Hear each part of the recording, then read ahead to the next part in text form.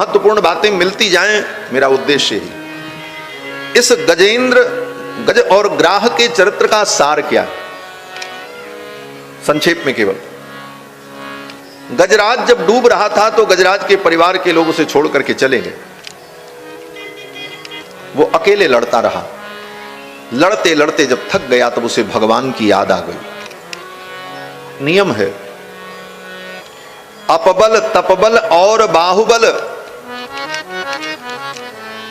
चौथो बल है दाम, सूर किशोर कृपाते सब बल हारे को हरि नाम। जब जीव हार जाता है तब वो भगवान हरि का स्मरण करता है। गजराज जब हार गया तो भगवान हरि का स्मरण करने लगा। राजा परीक्षित ने यहां पर पूछा है सुखदेव जी से, गुरुदेव ये तो हाथी था, पशु,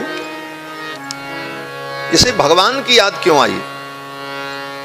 नारायण विराजे, इसे भगवान की याद कैसे आ गई? विपत्ति में पशु था, इसको इतनी बुद्धि कैसे आई कि हम भगवान को पुकारें?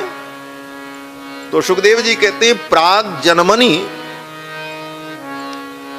जन्मनि अनुशिक्षितम, पूर्व जन्म के संस्कार के कारण गजराज को भगवान की याद आ गई। पूर्व जन्म में इसने भगवान की भक्ति की थी।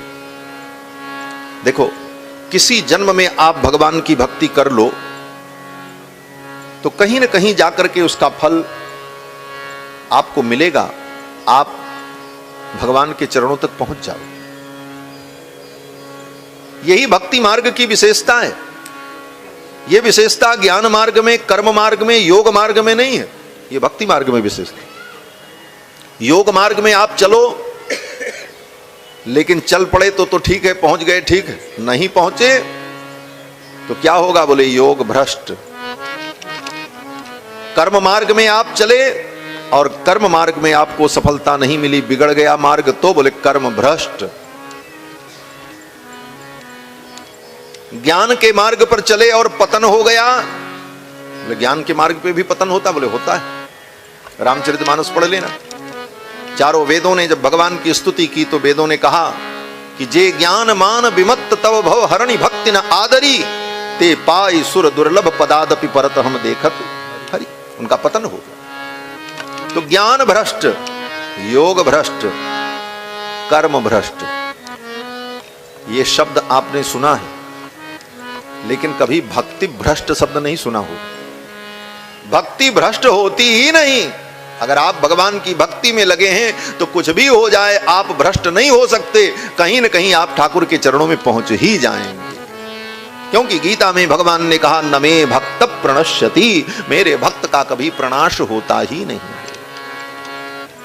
तो पूर्व जन्म के संस्कार के कारण गजराज को भगवान की याद आ गई और गजराज ने भगवान को पुकारा। अब इस प्रसंग का दूसरा महत्वपूर्ण बिंदु यह है कि गजराज ने 28 श्लोकों में भगवान की स्तुति की है। लगभग 28 श्लोक है जहां तक मुझे ध्यान है। 28 श्लोकों में गजराज ने भगवान की स्तुति की, लेकिन गजराज ने कहीं भी भगवान का नाम नहीं लिया। बस स्तुति कर लिया और नाम नहीं लिया। ऐसा कैसे हो गया? आप किसी की स्तुति करोगे तो कहना पड़ेगा, राम जी की स्तुति करोगे तो पहले ही नाम लेना पड़ेगा, श्री रामचंद्र कृपाल भजमन। कृष्ण भगवान की स्तुति करोगे तो कहोगे कृष्णाय वासुदेवाय हरे परमात्मने। शंकर भगवान की स्तुति करोगे तो कहोगे भवानी शंकरो वंदे। नाम तो लेना ही पड़ेगा। लेकिन वाह, गजराज भी कितना बुद्धिमान। गजराज ने 28 श्लोकों में भगवान की स्तुति की, लेकिन नाम कहीं नहीं लिया। गजराज स्तुति करता रहा। पूरी स्तुति पूरी हो गई। सब देवता सुन रहे थे, कोई उसकी रक्षा के लिए नहीं आए। क्यों नहीं आए? देवता सोच रहे थे तो हमारा नाम ही नहीं ले रहा, हम क्यों जाएं? भगवान का भी नाम नहीं ले रहा था, लेकिन भगवान आए। आए तो भगवान ही उसकी रक्षा के लिए। भगवान क्यों आए? क्योंकि गजराज जो विशेषण, जो विशेषताएं बता रहा था, वो विशेषताएं तो भगवान में ही। गजराज ने कहा कि जो सारे ब्रह्मांड का स्वामी हो वो मेरी रक्षा करे। अब चाहे वो राम हो, चाहे कृष्ण हो, चाहे दुर्गा हो, चाहे गणपति हो, उसने नाम नहीं लिया। उसने कहा जो सारे ब्रह्मांड का स्वामी है वो मेरी रक्षा करे, जो सबके अंतरात्मा में बैठा है वो मेरी रक्षा करे। यस्मिन इदम यतश्चेदम, ये संपूर्ण सृष्टि जिस परमात्मा के अंदर है वो मेरी रक्षा करे। यतश्च इदम, जिस परमात्मा से ये सृष्टि उत्पन्न होती है वो मेरी रक्षा करे। अब कोई भी हो, ए टू जेड, जो हो वो आ जाए मेरे सामने और मेरी रक्षा करे, मैं उसे पुकार रहा हूं। न ब्रह्मा आए, न भगवान शंकर आए, न भगवती आई, न गणपति आए, कोई नहीं आए। क्यों? बोले गजराज ये कह रहा था जो सारे ब्रह्मांड का नियामक परमात्मा हो वो मेरी रक्षा करे। और ये विशेषता इन देवताओं में नहीं थी। उन्होंने अपने गिरेबान में झांका और सबने यही सोचा कि ये तो परब्रह्म परमात्मा को बुला रहा। ये कथा, ये गजेंद्र का प्रसंग भागवत में परतत्व का निर्णय करने वाला प्रसंग है कि परम तत्व कौन है, सुप्रीम पावर कौन है, सुपर सोल कौन है, इस तत्व का निर्णय करने वाली ये कथा। आगे सुखदेव जी वर्णन करते हैं कि एवं गजेंद्र मुपवर्णित निर्विशेषम ब्रह्मादयो विविध लिंग विदाभिमाना। एवं गजेंद्र मुपवर्णित निर्विशेषम, गजराज ने निर्विशेष रूप से बिना नाम लिए स्तुति करता रहा, कोई देवता नहीं आए। ब्रह्मादयो विविध लिंग विदाभिमाना, ब्रह्मादिक देवता अपने अपने अभिमान में बैठे थे। उनको अभिमान क्या था?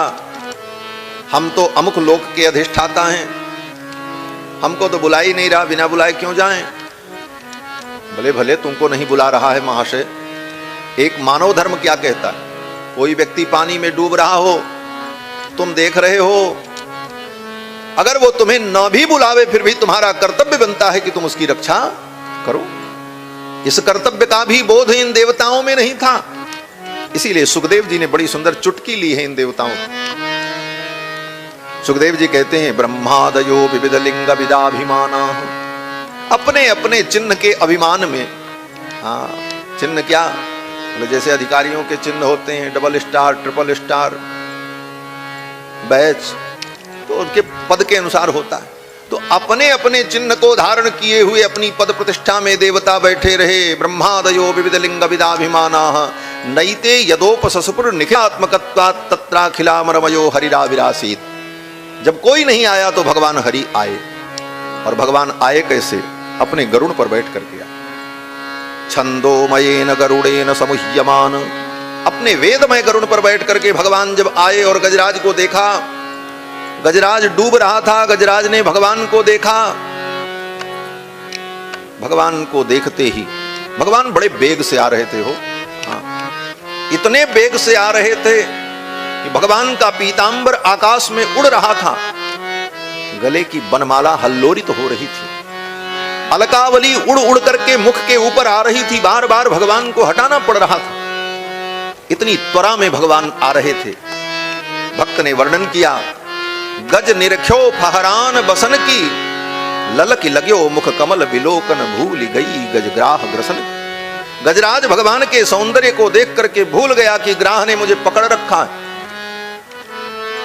बनमाला हलरत ही ऊपर, पीतांबर कटि फेंट कसन की, गज निरख्यो फहरान बसन की, ललक लग्यो मुख कमल बिलोकन भूल गई गजग्राह ग्रसन की।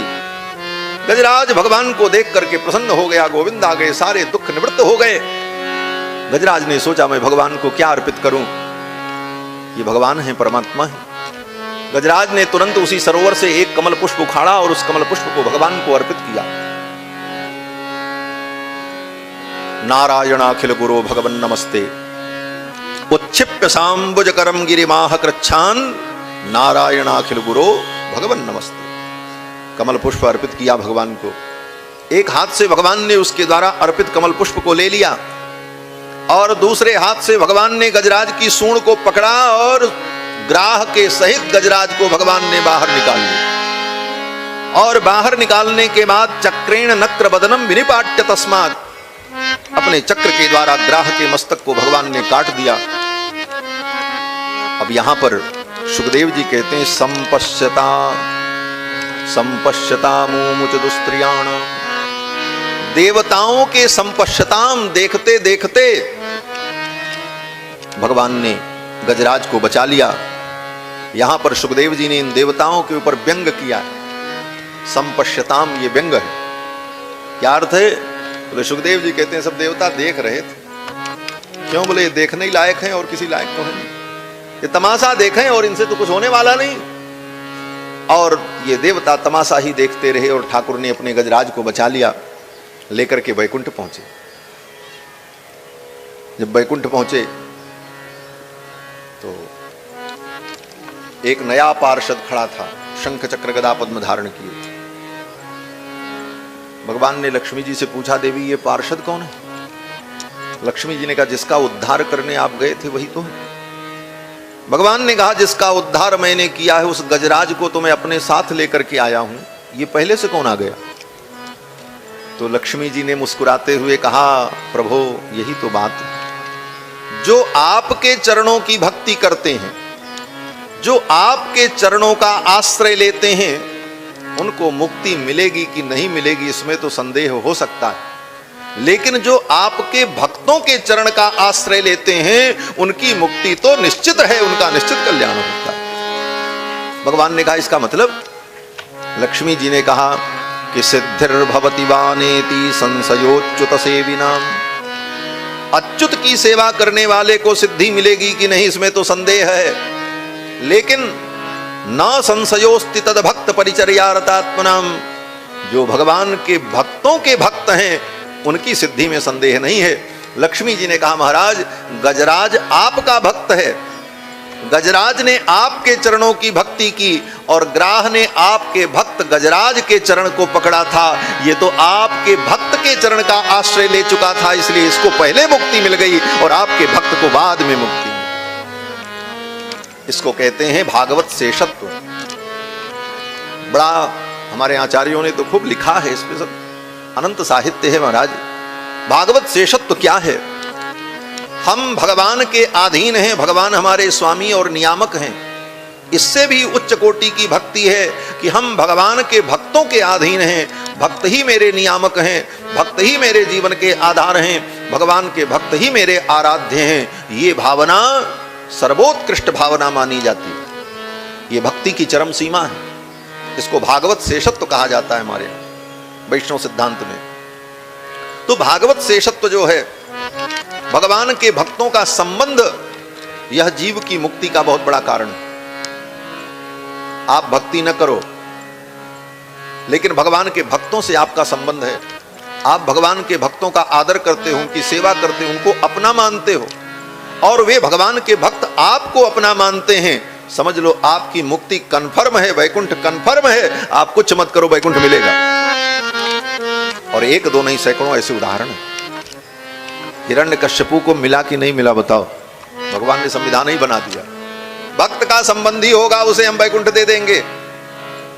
ध्रुव जी के प्रसंग में भी यही हुआ।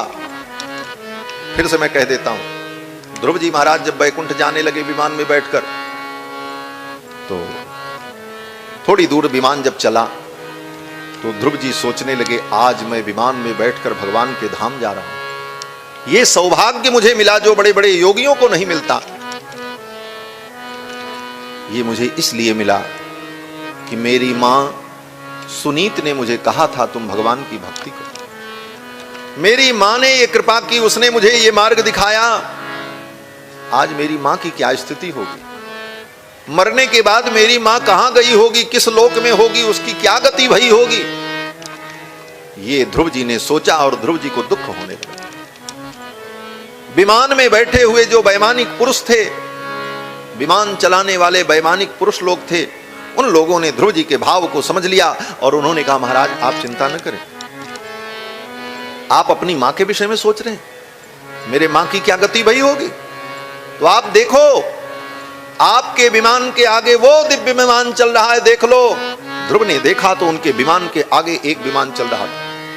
देवताओं ने कहा, उस विमान में बैठ करके आपकी मां वैकुंठ जा रही है, आपसे पहले वो वैकुंठ पहुंच जाएंगे, आप चिंता मत करिए। आपके जैसा भक्त जिस कुल में उत्पन्न हो, उसकी तो 21 पीढ़ी तर जाती।